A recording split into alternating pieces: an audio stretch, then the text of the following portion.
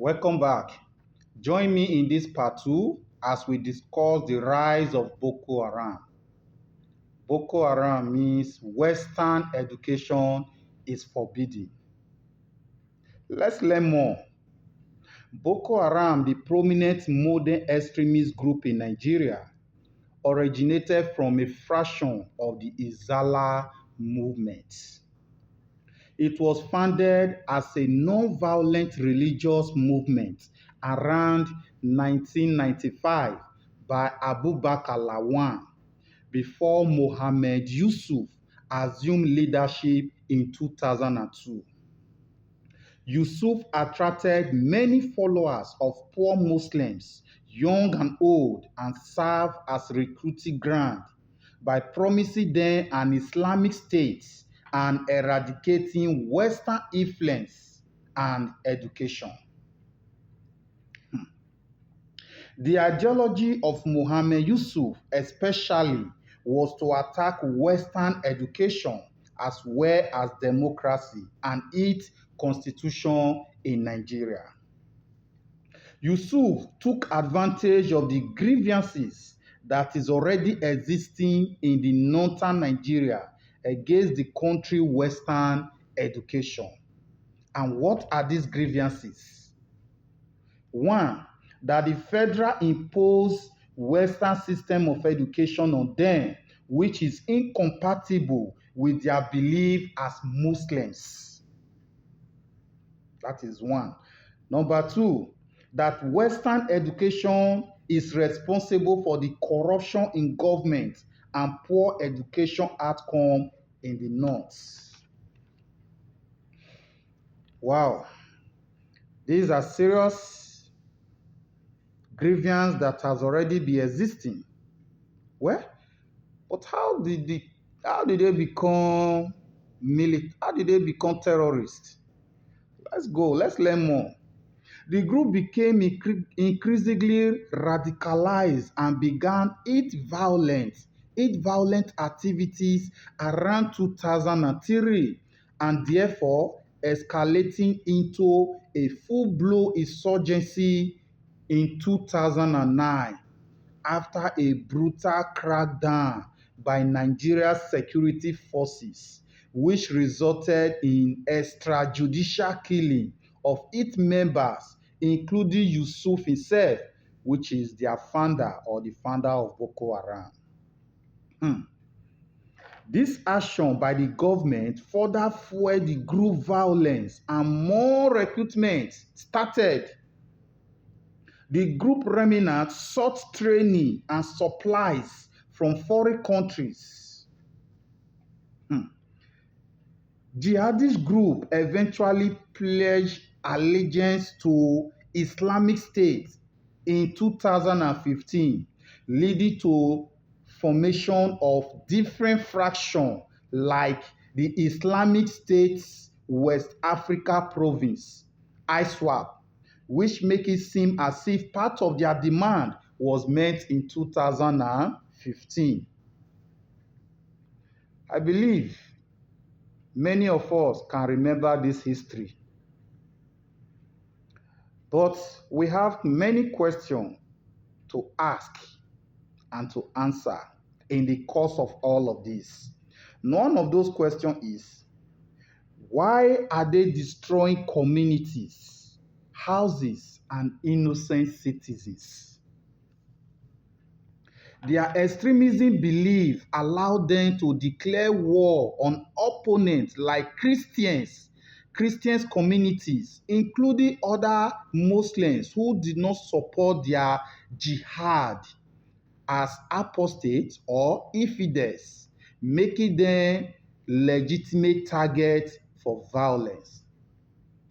If you remember in my first video, I said it, that the reason they are attacking Christians or Christians community is because they see these people or they see Christianity as something that is against their belief. And even the Muslims who does not practice their extremist belief, they also feel justified to kill them. So we cannot see why they are destroying communities, houses, and killing innocent people, because they want to Islamize all those communities, and they want to create fears in the minds of people who are not part of them, that in order for them to be safe, they need to be part of them. And they want to take over those communities and make them Islamic communities or Islamic states. Hmm. Number two, number two question.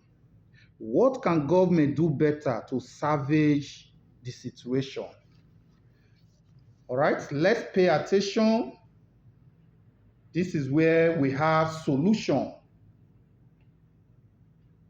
Now, what can government do better to salvage this solution, to salvage this problem?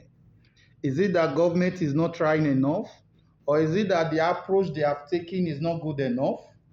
Well, like we see what happened in 2009, the approach government took was to destroy or to send army after them, and the results shows that they become more worse than before. Now, what can government do better to effectively end Boko Haram insurgency in Nigeria? The government need to shift from a primarily military response to a comprehensive approach that addresses the root cause of the problem, like poverty, eradicating poverty, unemployment, poor education system, stop corruption in the government, and among those that are taking the lead among them, accountability and transparency in the government. Remove, counter or remove extremist idea in their mind by implementing civic education program that teaches tolerance and the fundamental objective of Islamic law to counter that of Boko Haram violent ideology. I think these suggestions are very, very good. Yes, if government can really do all of this, I think there will be a solution. Can government really do all of this? Can they eradicate poverty, unemployment, poor educational system in the north? Can they wipe corruption away from their leaders, those leading the Muslims country? Can they can they be investigated? Can they be accountable on how they are spending the country, how they are spending the state money? Because this is exactly the root cause of their problem. And whenever this problem keep increasing in those northern states, that is when the killings keep rising as well. So can the government really do all of this? Well, that is the question to the government. There is another solution or method that has to do with legal and law enforcement.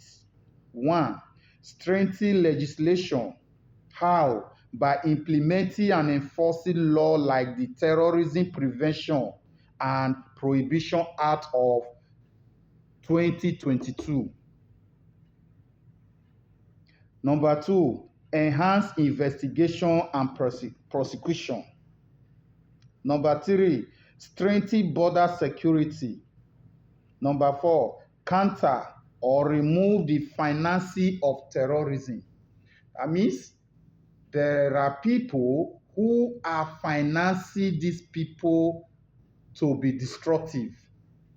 It is now the duty and the responsibility of the government to investigate and know where this financing is coming from and cut it off. Because this financing is to sponsor terrorists and create more chaos and problem in the country. So the government need to investigate it and cut it off. 5, seek the help of international communities who have successfully dealt with this problem. I think this is where the intervention of the US comes in. Yes, because terrorism in Nigeria is becoming a global issue. No wonder America says that if Nigeria government cannot do it, that they will intervene with their military forces. The reason we all agree with this is because America have successfully done this in some countries. America is the world power. They have the power and the right to extend help to any country that is being terrorized, especially when the government of that country is unable to put an end to the problem. Then America have the power and the right to step in to assist. Take note, their aim is to assist and not to take over Nigeria. No, their aim is to assist Nigeria government to put an end to this problem because innocent people are losing their life as a result of this. So the idea of seeking help for international country like America is not a bad one. It's also part of the solution. So for those, or for some people who were seeing it as a bad idea, it was never a bad idea. It is never a bad idea. It is a way of assisting Nigeria government. Because the way things are going, it seems the problem is getting bigger than Nigeria government. And that is why America says that they will step in. Because this problem has been a long, wide problem. From what we have seen from history now, it does not start today. It's only degenerating. It's only increasing. Taking from one phase to another, changing from one group to another. All the same, they are still the same problem that has been existing for decades. It's still the same problem that is still the cause of what we are facing today, or the killings that is taking place in the north. So, viewers, we have seen it all. What is your take in all of this? Did you agree? Do you agree with the solutions that I just read out? If yes is your answer, please comment it in the comment section.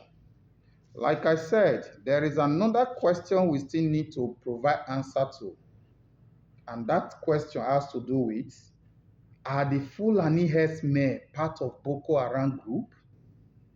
Because today we are also hearing of another terrorist group again that is terrorizing farmers and all of that. And that is the Fulani herdsmen. Who are they? Are they also a terrorist group? Well, please do not provide any answer yet. In our next video, we are going to know who they are. We are going to know if they are also terrorist group or not. We are going to know their own problem and their own agitation.